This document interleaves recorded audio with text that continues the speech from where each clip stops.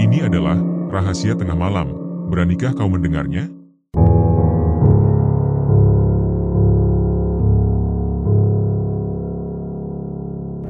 Tahun 2009 menjadi titik awal ketika untuk pertama kalinya benar-benar meninggalkan rumah dan hidup mandiri. Setelah menyelesaikan pendidikan di bangku SMA di Banjarbaru, aku diterima di salah satu universitas negeri yang terletak di Banjarmasin. Kenangan saat itu masih terekam jelas, khususnya di penghujung bulan Agustus, ketika terik matahari Kalimantan Selatan terasa sangat menyengat. Masalahnya, pencarian tempat tinggal agak terlambat dilakukan. Perkuliahan akan dimulai pada hari Senin, sementara aku baru mulai berkeliling mencari tempat kos pada hari Sabtu.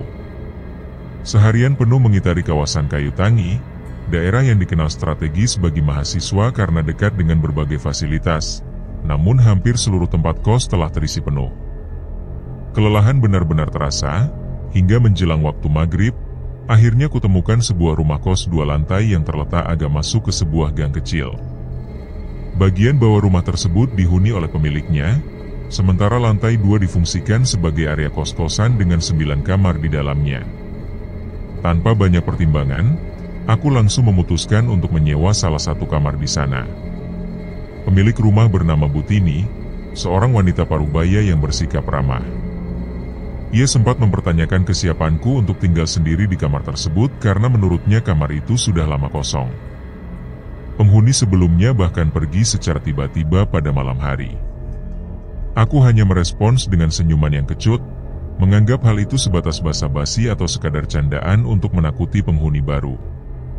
Keletihan membuatku tidak ingin terlalu memikirkan hal tersebut. Yang terpenting saat itu hanyalah mendapatkan tempat untuk beristirahat karena esok paginya harus mengikuti kegiatan ospek. Malam itu juga, aku mulai menempati kamar yang telah dipilih. Setelah berkenalan singkat dengan 3 penghuni lain yang sedang duduk mengobrol di lorong, aku segera masuk ke kamar. Ruangannya sederhana, dilengkapi kasur busa tipis, meja belajar tua, kipas angin yang mengeluarkan suara berisik, dan 2 buah jendela. Satu di dekat pintu masuk dan satu lagi di belakang yang menghadap langsung ke dinding rumah tetangga. Setelah membereskan barang-barang seadanya, perut terasa kenyang usai menyantap nasi bungkus. Kelelahan setelah seharian mencari kos membuat tubuh cepat terlelap. Namun, malam pertama itu tak diisi oleh mimpi biasa. Dalam tidurnya, aku mendapati diri berada di sebuah rumah sakit yang sunyi, tanpa satu makhluk pun terlihat. Lorong-lorong panjang berwarna putih tampak penuh dengan bercak darah, sementara lampu-lampu di langit-langit berkedip-kedip tak beraturan. Di kejauhan, terdengar samar suara tangisan seorang suster. Tiba-tiba, dari balik lorong muncul sosok lelaki dengan pandangan mata kosong dan pakaian yang berlumuran darah. Di tangannya tergenggam pisau bedah, dan ia mulai mengejarku. Dalam ketakutan, aku berlari mencari tempat bersembunyi dan menemukan lemari obat. Nafas terasa berat, sementara langkah kaki sosok tersebut semakin mendekat. Yang terdengar kemudian adalah suara geraman yang tak menyerupai suara manusia. Dalam mimpi itu, suara tersebut terasa seakan mengguncang seluruh lorong, dinding, dan bahkan tubuhku sendiri.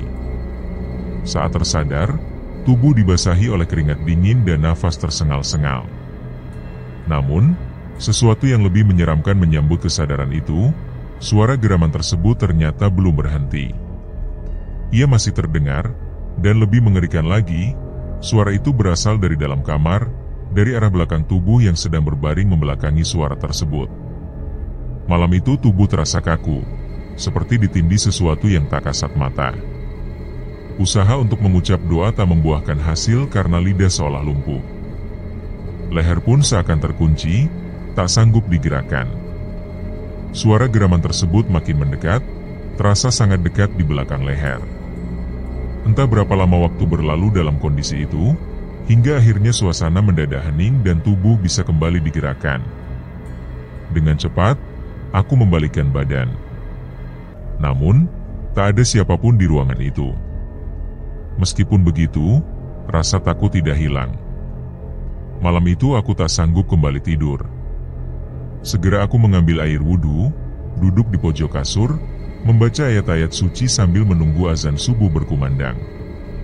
Itulah malam pertamaku di kos kayu tangi, dan sejak saat itu, keyakinan mulai tumbuh bahwa kamar paling pojok di lantai 2 tersebut sebenarnya tidak pernah benar-benar kosong. Pagi pertamaku di kos disambut dengan kantung mata menghitam dan kepala yang terasa berat akibat kurang tidur. Meskipun demikian, aku tetap memaksakan diri mengikuti kegiatan ospek. Sepulang dari kampus di sore harinya, tubuh terasa remuk. Sebelum menaiki tangga menuju lantai 2, aku sempat berbincang sejenak dengan salah satu penghuni kos yang sedang duduk santai di kursi depan. Namanya Arul, seorang mahasiswa semester 5 jurusan teknik mesin. Posturnya kekar dan logat Banjar yang masih kental terasa saat ia berbicara. Ia sempat melontarkan komentar terhadap raut wajahku yang terlihat kusut dan lesu. Sebenarnya, keinginan untuk menceritakan mimpi aneh dan suara geraman di kamar itu muncul, namun segera kuurungkan. Ada kekhawatiran akan dianggap berhalusinasi atau hanya berimajinasi berlebihan. Malam itu, aku mencoba menciptakan suasana yang lebih tenang sebelum tidur. Kamar dibersihkan, air wudhu kembali menyegarkan tubuh, semprotan minyak kayu putih mengisi udara, dan sebuah Al-Quran kecil yang selalu kubawa dari rumah diletakkan di atas meja belajar. Setelah semua itu dilakukan, aku mencoba tidur lebih awal. Jam sudah menunjukkan lewat pukul 11 malam ketika aku mulai memejamkan mata. Suara kipas angin terdengar menderu pelan, sementara udara di dalam kamar terasa cukup pengap. Dari lantai bawah, samar-samar masih terdengar suara televisi yang menyala. Namun, di saat tubuh mulai terbuai kantuk, kesadaranku kembali terjaga. Bukan karena mimpi, melainkan karena suara ketukan pelan yang terdengar dari arah jendela belakang kamarku. Ketukan itu terdengar jelas, teratur, seperti ketukan halus dengan buku jari. Awalnya aku hanya diam, mencoba meyakinkan diri bahwa mungkin itu hanya suara angin.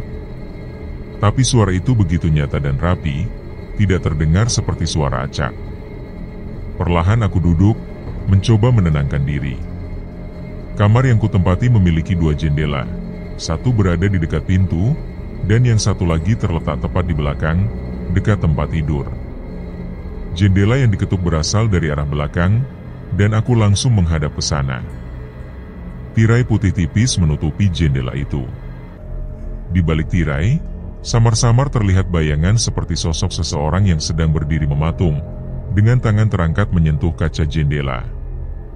Napasku tercekat. Itu bukan bayanganku, bukan pula pantulan benda apapun di dalam kamar. Bayangan itu berdiri tegak, sama sekali tidak bergerak, dan terlihat seperti bentuk kepala serta bahu seorang manusia. Tapi tinggi sosok itu tidak wajar, melebihi ukuran manusia biasa. Dengan penuh keberanian, aku paksa tubuh untuk berdiri dan perlahan menarik tirai. Tidak ada siapa-siapa di luar sana. Namun, di permukaan kaca tertinggal bekas telapak tangan, seperti jejak embun. Padahal, aku tahu pasti bahwa aku tidak pernah menyentuh kaca itu sebelumnya. Tanganku mulai gemetar, dan malam itu, aku sama sekali tidak bisa memejamkan mata. Keesokan paginya, sambil sarapan di warung depan bersama Arul, aku memberanikan diri untuk bertanya tentang kamar pojok yang kutempati. Dengan pelan, aku mencoba menyinggung topik itu. Arul sempat terdiam, lalu perlahan menjawab. Katanya, kamar yang kutempati dulunya sempat dikosongkan selama setahun. Konon, pernah ada seorang anak yang hilang secara misterius di kamar itu. Entah cerita itu benar atau tidak, tapi Butini, pemilik kos, pernah memperingatkan agar tidak membuka jendela belakang di malam hari. Aku tercekat mendengarnya. Menurut Arul, anak yang menghilang itu adalah mahasiswa farmasi.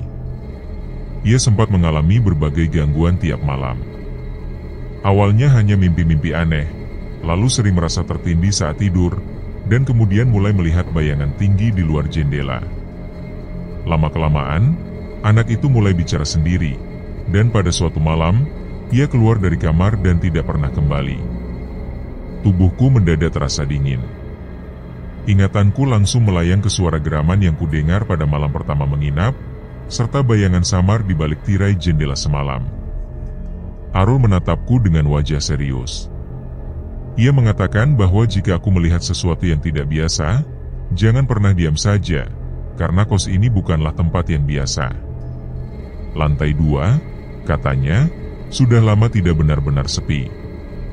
Memasuki malam ketiga, aku mulai mencoba beradaptasi dengan suasana sunyi dan pengap di lantai 2. Tapi setiap kali kakiku melangkah ke anak tangga terakhir, dadaku selalu terasa berat, entah karena lelah, atau mungkin karena ada sesuatu yang tak terlihat sedang menanti di atas sana. Sejak maghrib, aku sengaja mengurung diri di kamar. Tidak banyak kegiatan yang kulakukan, hanya mengulang materi ospek sambil mendengarkan murotal dari ponsel. Tapi tetap saja, suasana di kamar seolah menyempit seiring berjalannya waktu. Lampu temaram, udara yang makin pengap, dan bau kayu tua dari langit-langit membuat kepalaku semakin pening.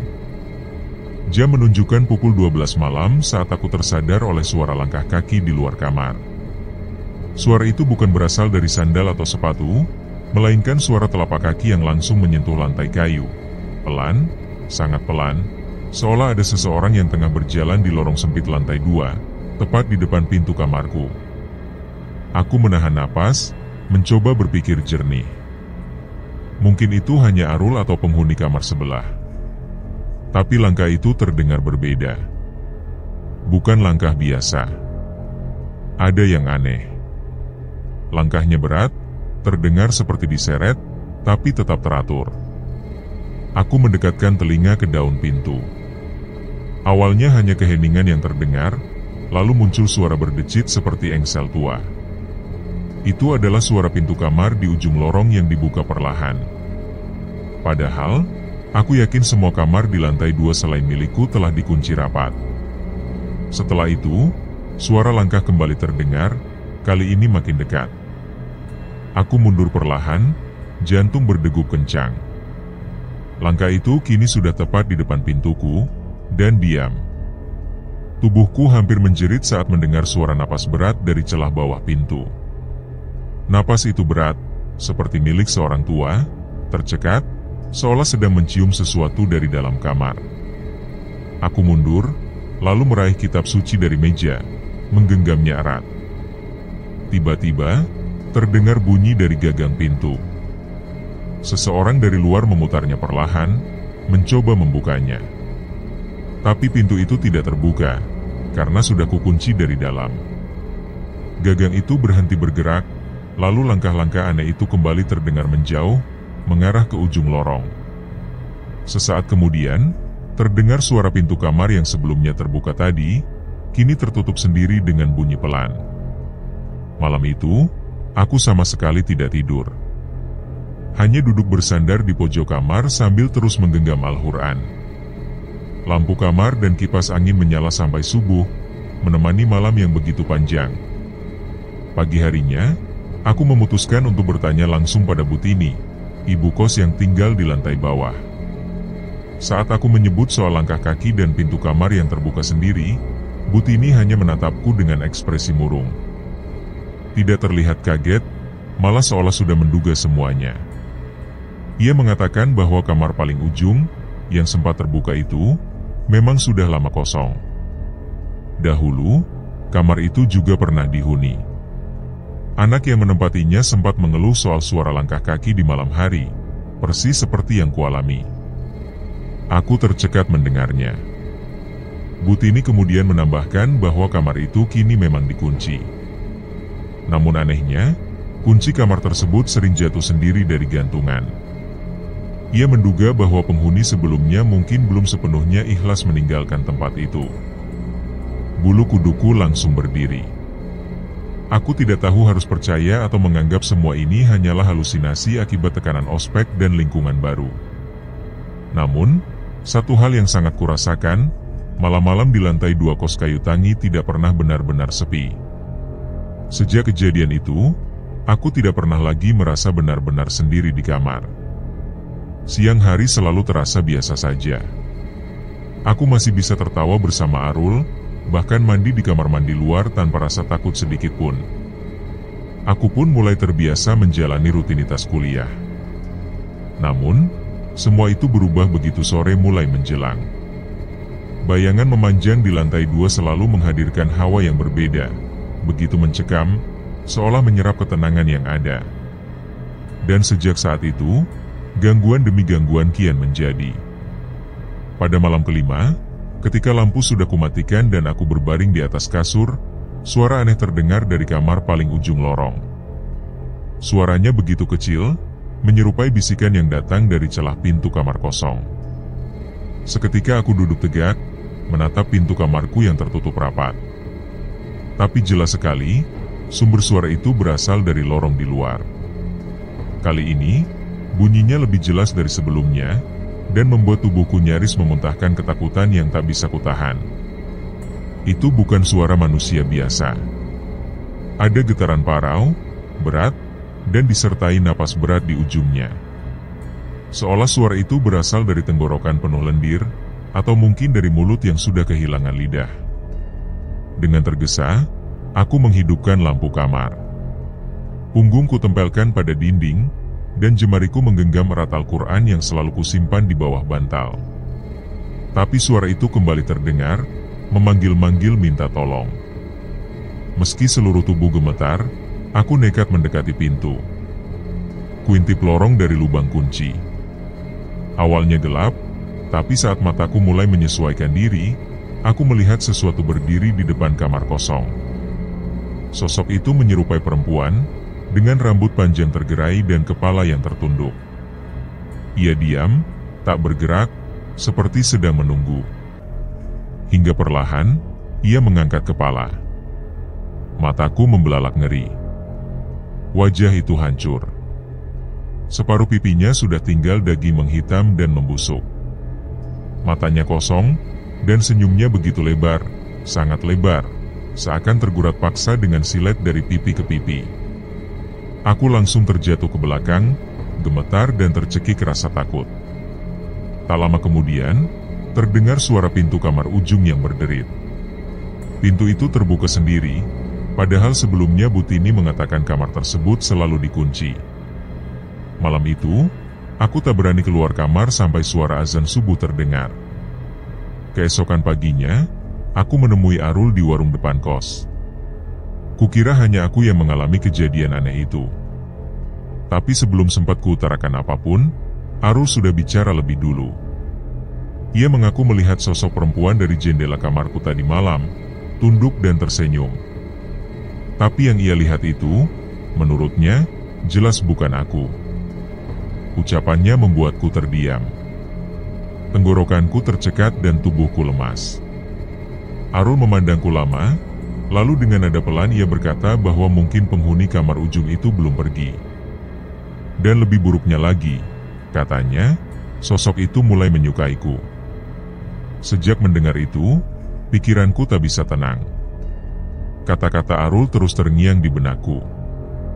Ia mulai menyukaiku. Kalimat itu bukan hanya membuat bulu kuduku meremang, tetapi juga menimbulkan rasa penasaran yang besar. Siapa sebenarnya sosok itu? Kenapa selalu muncul di depan kamar kosong yang katanya sudah lama dikunci? Siang itu, setelah kuliah selesai, aku memberanikan diri bertanya langsung pada Butini, ibu kos. Aku menanyakan tentang kamar paling ujung yang tak pernah dihuni. Butini sempat terdiam. Tangan yang sedari tadi menyiram tanaman mendadak berhenti. Ia menatapku lama sebelum menjawab dengan suara lirih. Ia mengatakan bahwa kamar itu memang sudah lama dikosongkan sejak sebuah kejadian di masa lalu. Tidak ada yang berani menempatinya lagi. Rasa penasaranku makin memuncak. Aku ingin tahu kejadian apa yang membuat kamar itu ditinggalkan. Butini menarik napas panjang sebelum bercerita bahwa pada tahun 2005, ada seorang mahasiswi yang menyewa kamar tersebut. Gadis itu dikenal pendiam dan baik hati. Namun, ia memiliki pacar yang kasar. Hampir setiap malam terdengar pertengkaran, kadang sampai gadis itu menangis. Meski beberapa kali dicoba untuk dimediasi, tetap saja hubungan mereka kembali memburuk. Sampai suatu malam, terjadi kebakaran. Api berasal dari kamar itu. Kabar yang beredar, pacarnya mengamuk dan menyiram bensin. Gadis itu tidak selamat. Nafasku tercekat saat mendengar kelanjutannya. Jasadnya ditemukan dalam keadaan gosong, tak bisa dikenali. Namun posisi tubuhnya aneh, seperti sedang duduk dengan kepala tertunduk. Dan yang lebih menyeramkan, wajahnya tampak tersenyum. Seketika semua kejadian yang kualami terasa masuk akal. Senyuman mengerikan itu, suara parau yang menggigilkan, bayangan perempuan dengan kepala tertunduk, semuanya seperti potongan-potongan puzzle yang akhirnya menyatu. Butini menatapku dengan raut khawatir. Ia mengaku tidak pernah menceritakan kisah itu pada anak kos yang baru. Namun, jika aku sudah melihat sesuatu, ia menyarankan agar aku menjaga diri baik-baik. Ia memperingatkan untuk tidak pernah membuka pintu jika tengah malam ada yang memanggil. Malam itu, aku hanya berdiam di dalam kamar. Pikiran kacau, tubuh terasa berat, seperti ada beban tak kasat mata yang duduk di dadaku.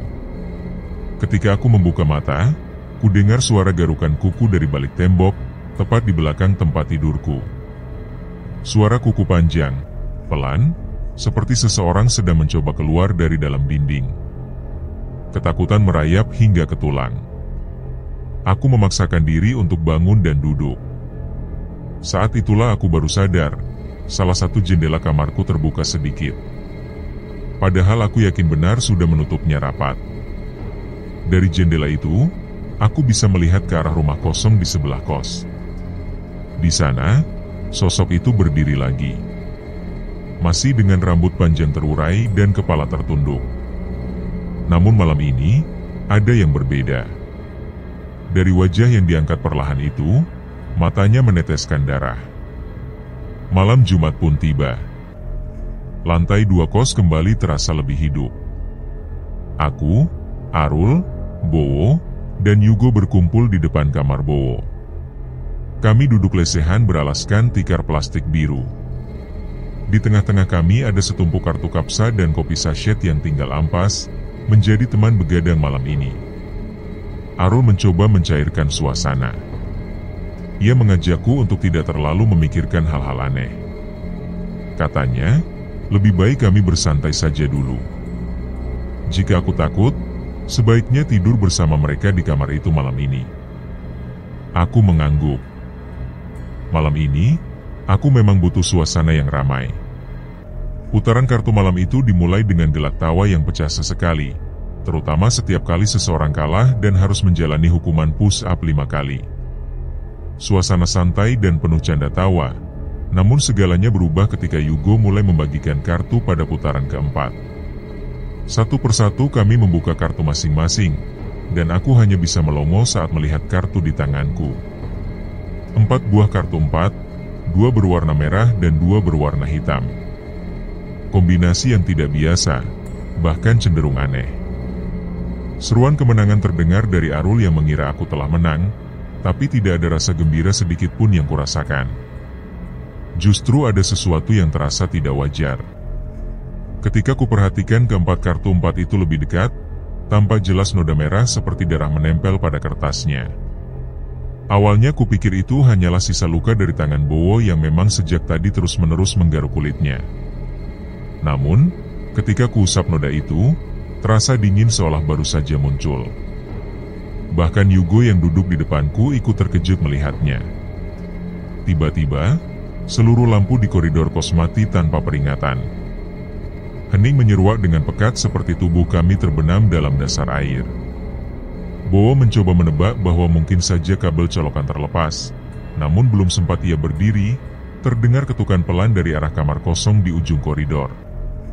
Ketukan itu teratur, seolah berasal dari seseorang yang sabar menanti pintu dibukakan. Nafas kami tertahan, tak seorang pun bergerak. Tak lama kemudian, suara perempuan lirih menyusup di antara desir angin. Nadanya pelan, seperti bisikan yang nyaris tak terdengar, mengajakku bermain. Tubuhku refleks berdiri. Aku tak ingin lagi bermain, dan seketika suasana berubah menjadi dingin dan menakutkan. Wajah Arul tampak pucat karena mabuk, Yugo sudah membereskan kartu dengan tangan yang bergetar. Kami semua segera membubarkan diri, hendak masuk ke kamar masing-masing. Namun, sebelum sempat melangkah, suara itu terdengar lagi, kali ini sangat dekat dan menyebut namaku. Aku menoleh secara spontan dan melihat sosok itu berdiri di dekat tangga. Rambutnya menjuntai, kepalanya miring, dan tangannya terulur ke arahku.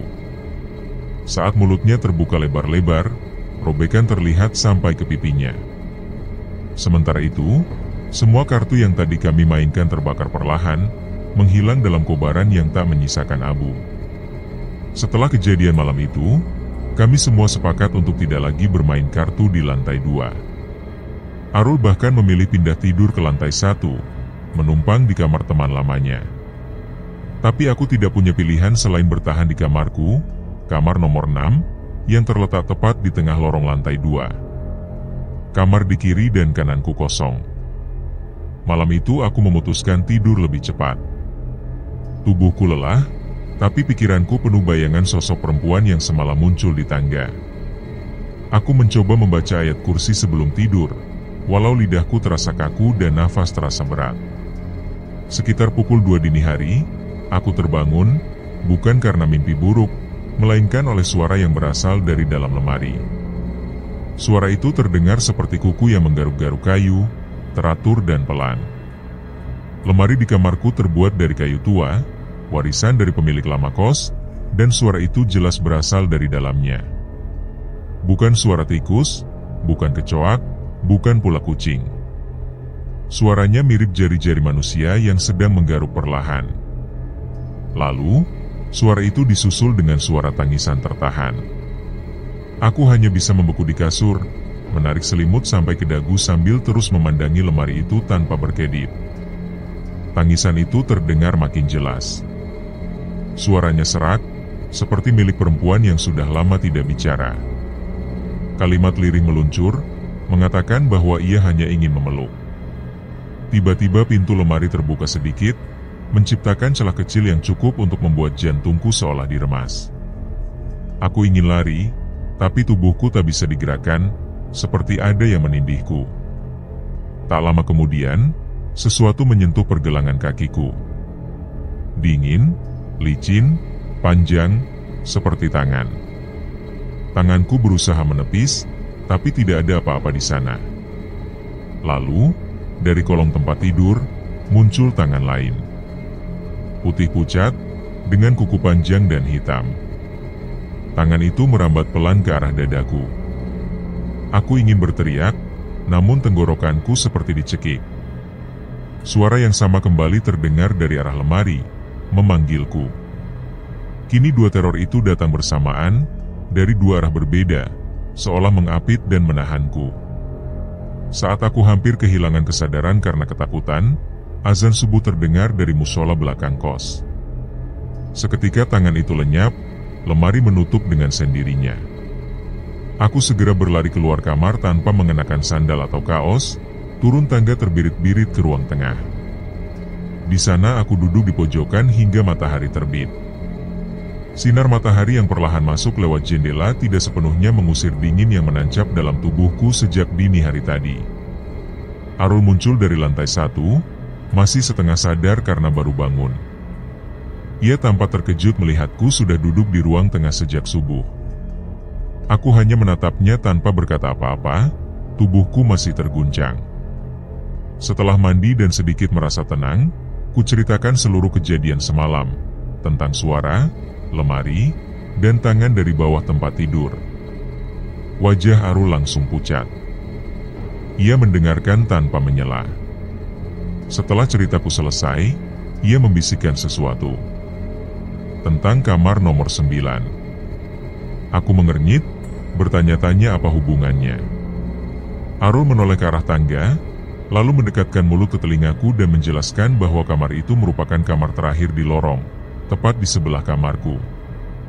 Dulu pernah dihuni oleh seorang mahasiswa yang bunuh diri. Kamar itu sempat disewakan lagi, tapi penyewanya tak pernah betah lebih dari 2 atau 3 hari. Sekarang kamar itu kosong, meski kadang terdengar suara meja digeser di malam hari. Aku menelan ludah. Jika begitu, bisa jadi suara yang kudengar semalam bukan berasal dari lemari kamarku, melainkan dari lemari kamar nomor 9. Siangnya, aku memberanikan diri untuk kembali ke lantai atas. Arul menemaniku. Kami berdiri di depan kamar nomor 9 yang pintunya tertutup rapat tanpa gembok. Perlahan, Arul memutar knop pintu, dan pintu kayu tua itu terbuka dengan suara berderit. Bau apek langsung menyergap. Debu menari di udara, dan kamar itu gelap, hanya sedikit cahaya yang masuk dari selat tirai jendela.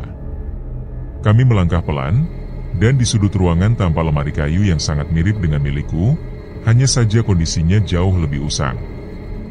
Salah satu pintunya terbuka sedikit. Arul mendekat, hendak membuka lemari itu sepenuhnya. Namun sebelum sempat menyentuhnya, suara keras terdengar dari atas plafon. Kami berdua langsung mundur panik. Suaranya seperti benda berat yang jatuh, mengguncang langit-langit. Jantungku berdegup kencang, dan Arul menarikku keluar. Kami segera menutup pintu. Arul menyuruhku berhenti mencari tahu lebih jauh. Baginya, ini bukan sesuatu yang layak untuk diselidiki. Terlalu banyak hal janggal yang sudah jelas-jelas menandakan sesuatu yang kelam. Aku mengangguk setuju, tapi dalam diriku tetap ada bagian yang belum puas. Seakan ada sesuatu yang masih menggantung, menuntutku untuk menyibak lebih dalam rahasia yang selama ini tersembunyi di balik pintu kamar nomor 9. Malam itu, terdengar suara dari kamar nomor 9 yang seperti membuka sendiri. Aku benar-benar tidak bisa tidur. Meskipun mataku terpejam, pikiranku terus dihantui bayangan kamar itu. Ada sesuatu yang terasa tidak beres, seperti ada hal yang belum tuntas. Entah mengapa, perasaanku begitu gelisah, seakan ada sesuatu yang mengikutiku, menatapku dari balik tembok yang begitu tipis. Suara langkah kaki terdengar di luar kamar, disertai gerakan-gerakan kecil yang samar. Rasanya seperti ada seseorang yang sedang berjalan perlahan-lahan di lorong. Aku tidak berani memeriksanya. Tubuhku terasa kaku, diliputi rasa takut yang begitu kuat. Waktu terasa berjalan sangat lambat. Ketika aku melirik jam, jarum menunjukkan pukul 2 dini hari.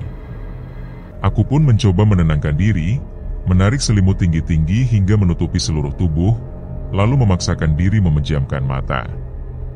Beberapa menit berlalu, dan tiba-tiba terdengar suara berat seperti benda digeser dari arah atas. Suara itu begitu jelas terdengar, berasal dari kamar nomor 9. Gesekan keras itu menyerupai bunyi lemari tua yang dipaksa bergerak, membuat bulu kuduku berdiri. Aku menahan napas, berharap suara itu segera berhenti. Namun kenyataannya, suara itu justru semakin keras dan menggelegar, seolah ada sesuatu yang bergerak cepat dengan kekuatan besar. Aku ingin berteriak, ingin melarikan diri, tetapi tubuhku seperti tak bisa digerakkan, seakan terikat oleh kekuatan yang tak kasat mata. Tiba-tiba terdengar suara lirih, sangat dekat, seolah berasal dari dalam kamar sendiri. Suara itu memanggil namaku. Suara yang terdengar begitu familiar, tetapi ada nada aneh yang menyeramkan di dalamnya. Dengan cepat aku membalikkan badan, dan mataku langsung tertuju pada cermin yang ada di meja belajar. Di sana, terlihat bayangan samar yang menatapku. Bukan wajahku. Aku terkejut hingga hampir terjatuh dari tempat tidur. Wajah dalam cermin itu tertutup kabut tipis, tetapi aku masih bisa melihat sepasang mata hitam yang tajam, menatap lurus ke arahku. Di bibirnya tampak senyum tipis, namun yang paling jelas hanya matanya. Tidak ada yang lain. Ketakutan yang luar biasa membuatku berlari ke arah pintu.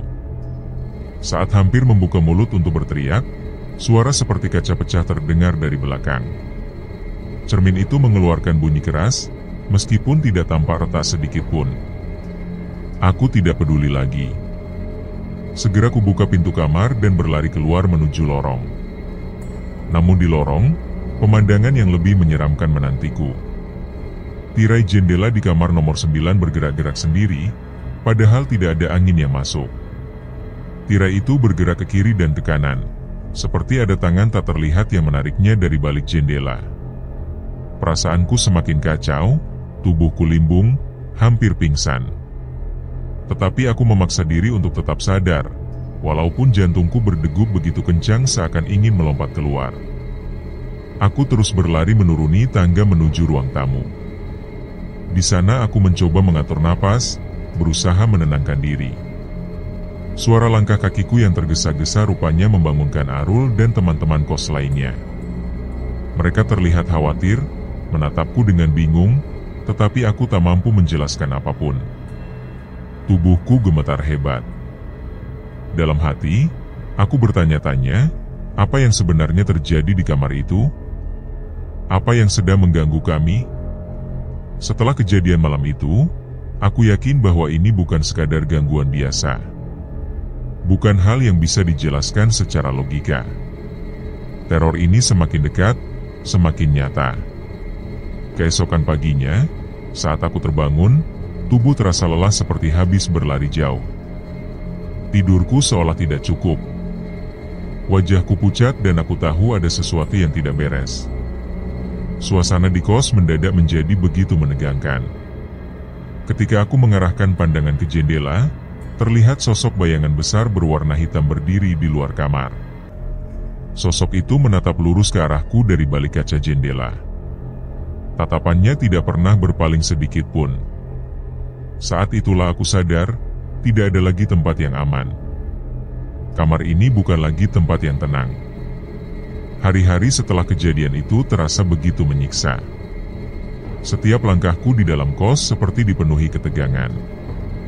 Waktu bergerak lebih lambat, dan udara di sekeliling semakin berat untuk dihirup. Kami semua, aku, Arul, dan teman-teman kos yang lain, seakan terjebak dalam ruangan gelap tanpa jalan keluar. Malam berikutnya, setelah kejadian di jendela, aku mencoba tidur lebih awal. Dalam hati aku berharap bisa menghindari gangguan itu. Namun aku tahu, semua itu sia-sia. Tirai di kamar nomor 9 kembali bergerak dengan sendirinya, padahal udara malam itu begitu tenang tanpa angin sedikit pun. Suara-suara itu datang lagi. Langkah kaki yang samar di lorong, pintu yang terbuka dan tertutup seolah dimainkan oleh tangan tak kasat mata. Semua itu merenggut ketenanganku. Aku berusaha tidur, tetapi mimpi buruk menghampiri. Dalam mimpiku, aku kembali berada di rumah sakit, tempat terjadinya pembunuhan itu. Sosok pembunuh mengejarku lagi, geramannya terdengar semakin dekat. Namun kali ini, ada sesuatu yang berbeda. Di balik bayangan sosok pembunuh itu, aku melihat wajah lain. Wajah yang sangat kukenal. Wajah salah satu teman kosku sendiri. Aku terbangun dalam keadaan panik, napasku memburu, dan keringat dingin membasahi seluruh tubuh. Malam telah larut, tetapi suara langkah kaki itu kembali terdengar. Aku pun mendekati jendela dengan hati-hati. Dalam hatiku hanya ada satu harapan. Semoga aku bisa melihat sesuatu yang memberi jawaban. Semoga aku bisa menemukan penjelasan untuk semua ini. Aku melihatnya dari balik jendela, tepat di bawah pohon pinang yang berdiri tinggi di sebelah rumah kosong itu. Ada sosok yang berdiri diam di sana. Wajahnya tak tampak jelas, hanya siluet gelap yang kaku menatap ke arahku. Namun, meski tidak bisa melihat matanya, aku bisa merasakan sorotan yang menusuk itu. Tatapan yang dipenuhi kebencian, seolah ingin menghancurkanku hanya dengan pandangan. Tanpa berpikir panjang, aku bergegas keluar kamar dan menuju kamar Arul.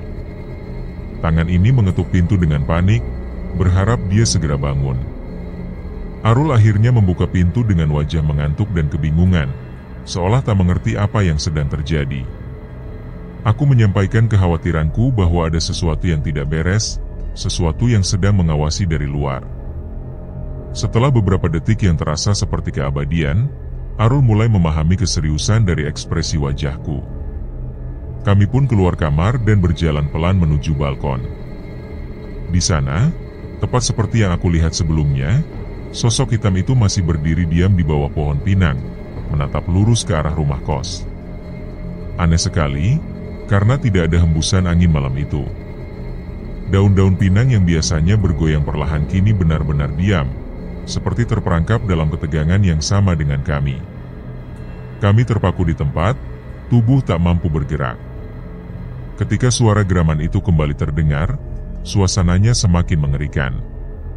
Suara itu muncul entah dari mana, menggetarkan tulang belakang dan menusuk hingga ke sumsum. Aku menoleh ke arah Arul dan melihat wajahnya yang pucat pasi, seolah rasa takut telah merenggut seluruh keberaniannya. Kami hanya bisa terdiam, mendengar suara itu semakin mendekat. Di lorong, terdengar langkah kaki, namun langkah itu terdengar tidak wajar, lebih berat, menekan lantai seperti bukan milik manusia. Dengan cepat Arul menarik lenganku, membawaku kembali masuk ke dalam kamar. Kami menutup pintu tergesa-gesa, berusaha menciptakan batas antara kami dan sosok yang belum tampak itu. Aku berlari ke jendela, mencoba mencari penjelasan di balik semua ini, tapi malam hanya menampilkan kegelapan pekat yang menelan apapun yang berani menatap terlalu dalam. Kami berdua terdiam di kamar, terpaku dalam ketegangan, bertanya-tanya apa sebenarnya yang sedang terjadi, siapa yang mengganggu kami malam demi malam, dan mengapa rumah kos ini seolah menyimpan sesuatu yang mengerikan. Pikiranku kembali melayang ke malam pertamaku di kamar ini, saat suara-suara aneh dari kamar nomor 9 mengganggu tidurku. Mungkinkah semua ini berhubungan? Pertanyaan itu terus membayangi sepanjang malam. Keesokan harinya, aku memutuskan bertanya kepada beberapa penghuni kos lainnya tentang kejadian aneh yang belakangan sering terjadi. Ternyata, mereka pun mengalami hal yang serupa. Beberapa di antaranya mengaku sering mendengar langkah kaki di lorong saat malam telah larut, atau melihat sosok bayangan berdiri diam di depan kamar.